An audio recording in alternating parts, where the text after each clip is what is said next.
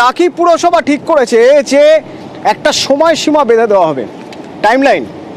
আবাসের টাকা পাওয়ার 15 দিনের মধ্যে ঘরের কাজ করতে হবে। যদি না করেন, কবে টাকা পেয়েছেন, কতদূর কাজে গিয়েছে দেখার জন্য ওই দেখুন পুরসভার লোকজন বাড়ি বাড়ি যাচ্ছেন।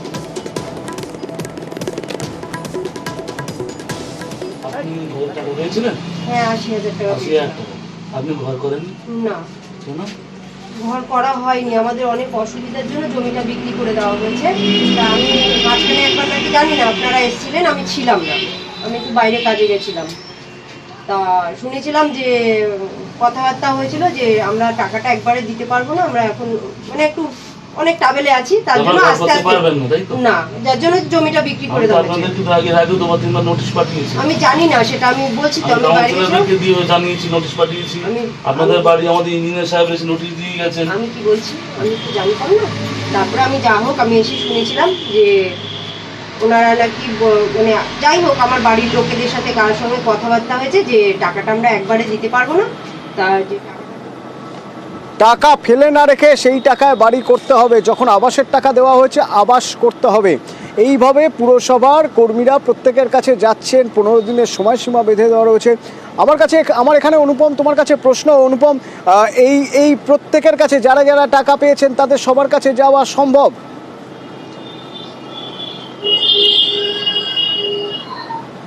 দেখো অতনু, এই যে টাকি পৌরসভার 16টা যে ওয়ার্ড রয়েছে, এই ওয়ার্ডের ভেতরে টাকা পেয়েছে কিন্তু বাড়ি করেনি, এইরকম সংখ্যাটা হচ্ছে 25 থেকে 30 জন। এবং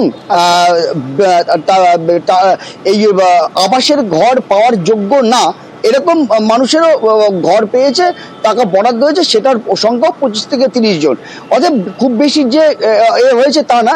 সেই জন্য আজকে সকাল থেকে পৌরসভার যে ভাইস চেয়ারম্যান, অন্যান্য কাউন্সিলররা এবং পৌরসভার আধিকারিকরা, তারা সেই সব বাড়িগুলোতে যাচ্ছে এবং যেসব 18-19 সালে যাদের টাকা বরাদ্দ হয়েছিল কিন্তু এখনো বাড়ি করেনি, তাদেরকে পরিষ্কার জানিয়ে দেওয়া হয়েছে যে তারা যেন 15 দিনের মধ্যে বাড়ি তৈরি করে, না হলে টাকা ফেরত দেয়। আর যদি টাকা ফেরত না দেয় বা বাড়ি তৈরি না করে, তাহলে কিন্তু তাদের পক্ষে, তাদের বিরুদ্ধে প্রশাসনিক ব্যবস্থা নেবে। কিন্তু এখানে একটা বড় প্রশ্ন যে 18-19 সালে টাকা বরাদ্দ হয়েছে, এখনো বাড়ি করেনি, তাহলে পৌরসভার এই 5-6 বছর পরে কেন ঘুম ভাঙলো? কেন এতদিনের মধ্যে সেই সব বাড়িগুলোর কাছে, উপভোক্তাদের কাছে গেল না? কেন তাদের কাছে এতদিনে তাদের প্রেশার করা হলো না বা তাদেরকে নোটিশ দেওয়া হলো না যে টাকা বাড়ি তৈরি করা হোক? 5 থেকে 6 বছর লেগে গেল কেন পৌরসভার তাদেরকে যাওয়ার জন্য? নাকি এই আবাসের বাড়ি নিয়ে এত তোলপাড় হচ্ছে, রাজ্য জুড়ে তোলপাড় হচ্ছে, আমরা বিভিন্ন রকমের খবর দেখাচ্ছি।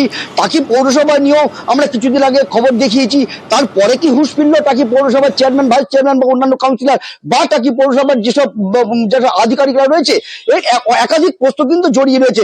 যদিও একটা ভালো উদ্যোগ নিয়েছে টাকি পৌরসভা, এখন দেখা যাক যারা টাকা নিয়ে এখনো বাড়ি করেনি তারা কি ব্যবস্থা নেয়, তারা বাড়ি করে না টাকা ফেরত দেয়, নাকি পৌরসভার পক্ষ থেকে লাস্টে শেষমেশ নোটিশ দেওয়া যায় বা প্রশাসনিক লেভেলে কোন রকম তাদের বিরুদ্ধে ব্যবস্থা নিতে হয়, সেটাই দেখার। আমরা এই ঘরগুলো 2014-15 সাল থেকে ঘরগুলো আসছে। এই ঘরগুলো যারা টাকা পেয়ে ঘর করিনি, যে জন্য আমরা গেলাম যে আপনারা সরকারি টাকা পেয়েছেন আবাসের জন্য, আপনার ঘরগুলো কেন করেননি? আপনারা যে যা টাকা পেয়েছেন সেই ঘরগুলো করুন। আর যদি আপনারা ঘর না করেন, টাকাগুলো রিটার্ন করুন। টাকা পেয়ে ঘর করেনি এই ধরনের আপনার 25-30 জন হবে। আর অনেকেই আছে তারা টোটালি তাদের ঘর পাওয়ার যোগ্য না, কিন্তু তাদের লিস্টে নাম এসে গেছে।